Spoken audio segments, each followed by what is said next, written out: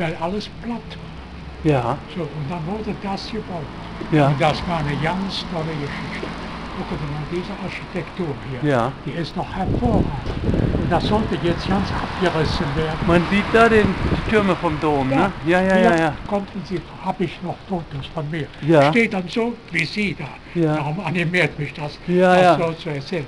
Verrückt. Konnte man hier fotografieren, kam nichts mehr. Und dann wurde das gebaut.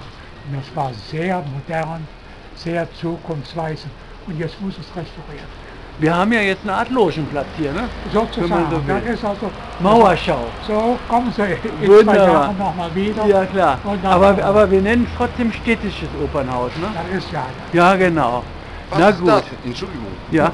Jetzt können Sie ihm alles erklären. Das ist Ja. das städtische Opernhaus, das kurz nach dem Krieg gebaut worden ist von der Stadt Köln. Und das wird jetzt modernisiert, wie man sieht. So. Es kommen wahrscheinlich nächste Woche die Rolling Stones, machen hier Rolling Stones? Open Air, ja. Naja, ist ja Hören kein... Sie Ist, die Rolling Stones, Mick Jagger, ja, ja, ist ja kein Dach Wirklich? drüber, ja? Na, ich weiß es nicht. Deep Purple. Deep Purple.